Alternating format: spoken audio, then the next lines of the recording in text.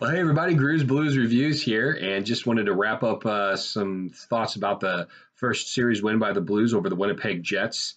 A great, hard-fought series, some very close numbers. The margin of error in this series was definitely very slight, as Paul Maurice, the head coach of the Winnipeg Jets, said. And the Blues take it in six, winning it 4-2 and ending it in Game 6 in St. Louis. So what a great series win for the Blues. Let's just break down some numbers here really quick. So if you look here, as far as special teams go, Winnipeg Jets were 20% on the power play, 3 for 15 in the series.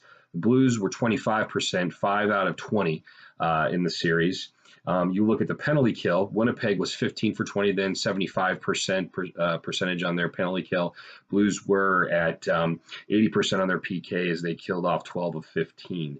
When you look at the scoring, 9 different players from each team had goals. Of course, you had Petro with the most points, 6. Bufflin had the most points for Winnipeg, 8. Most goals, of course, was Schwartz having that hat trick game. Big game there in that series clincher. And then, of course, the game-winning goal in Game 5. And then you look at Line A and Connor each had 3 goals apiece. Those were the highest goal scorers for Winnipeg there. There was a lot of 2-goal scorers in the series for the Blues. And then, of course, a few 1-goal scorers as well, too. When you look at the goaltenders, they were right there, neck and neck. 16 goals allowed by each goaltender, 184 shots against for Hellebuck, 168 saves for .913 save percentage. Bennington, 173 shots against and 157 saves for a .908.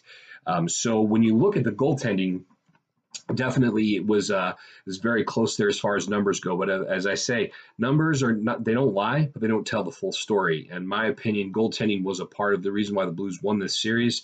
Bennington had, I think, the harder of saves in the series. He definitely made some saves that kept big goals going in for Winnipeg, starting with Game 1 with that huge save late in the game. I believe it was Game 1 for the Blues to win with that big pad save late in the game. Hellebuck had some good saves, I think, but nothing compared to Bennington. And the goals that went on him. I mean, any goal that was scored on him definitely was a good shot, but he never saved it, right? Bennington really did make some good saves to prevent goals from going in. That were some key saves in this series. So I really think that a big part of why the Blues won this was because of goaltending. And then also, too, when you break down just the power play and you look at this all, really what it comes down to is, I mean, Winnipeg, they were 2 for 3 on their power play in Game 2, and they still lost to us. We were 0 for 4 in our power play chances. In Game 3, we were 2 for 7 on the power play, but yet we lost, and Winnipeg was 1 for 7. In Game 4, we were 1 for 2 on the power play, and we still lost in overtime. Where this comes down to the rest of the series, besides goaltending, is Game 5 and Game 6. The Blues were 1 for 1 on their power play, and Winnipeg was 0 for 2. And remember, the Blues had a big kill there with a 4-minute penalty to kill, and the Blues killed that. And that was huge for the St. Louis Blues, and definitely with Bennington making some great saves as well too. And then, of course, the Blues 1 for 1 on the power play, and then scored 2 more goals. And who shows up there? But of course, Schwartz and Shen, that was all because of Berube and what he made changes in Game 5 with the lineup. And then in Game 6, we were 1 for 3 on the power play. Winnipeg was 0 for 1. And, of course, that was one of the 3 goals Jaden Schwartz scored in his hat trick game for Game 6 in the clincher. So, really, when you look at Games 1 through 4, it was very, very close. Very, very, very close as far as numbers go. But you look at Games 5 and 6, and that's where it really boiled down to where the Blues, they come back, they take Winnipeg to task in the third period after being down 2-0, carry that momentum into Game 6, have a dominating performance for 2.5 periods because Winnipeg came back there late in the third.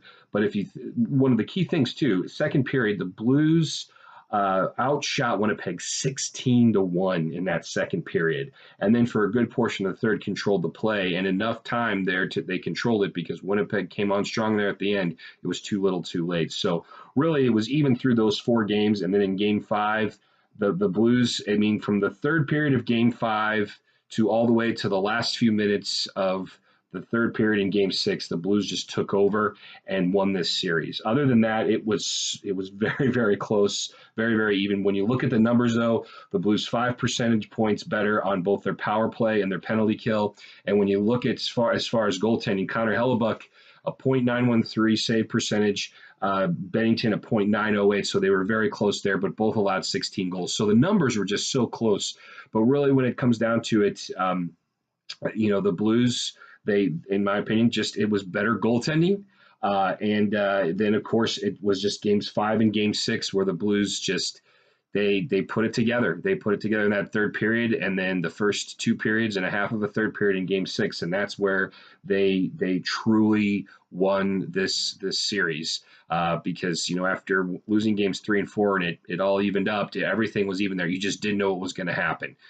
So the Blues couldn't put their foot on the gas pedal and couldn't put the chokehold on the series until late in game 5 and then doing it in game 6. It was such an even series. So those are the breakdown of the numbers, and that's where things are at. It was a hard fought series. Kudos to Winnipeg. They're a great team. And depending upon what they do in this offseason, they're going to be a great team again next year in the regular season. And the Blues move on. We're waiting for Nashville or Dallas as our next opponent, and who knows what's going to happen there. Just tonight, San Jose tied the series up at 3 games apiece, beating Vegas in overtime on a surprising goal that beat Marc-Andre Fleury. He typically gets those, but that's type of goals that are scored usually in overtime in the playoffs.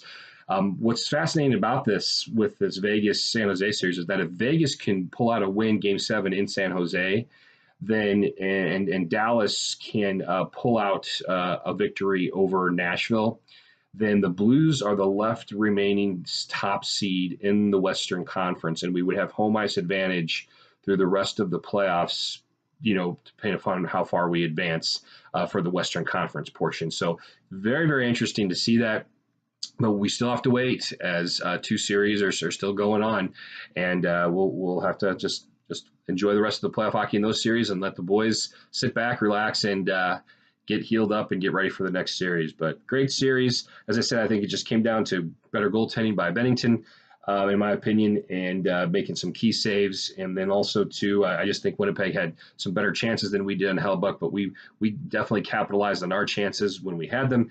And then just game 5 and third period game 5, and then a better portion of game 6, we just took it to Winnipeg, and that is what helped us clinch this series there. So anyway, that's kind of just my short synopsis of this series. It was a very fascinating series with Blues taking the first 2 in Winnipeg, then dropping the next 2 at home, but then getting that all-important win to close it out after such a miracle of a game. They're calling it the miracle in Manitoba as we beat the Winnipeg Jets 3-2 in that game 5. So awesome series, and that's just kind of the way I break things down. So anyway, we'll just wait for the next opponent. So take care, Blues fans. Hope you all had a happy Easter, and going on to round 2. Take care.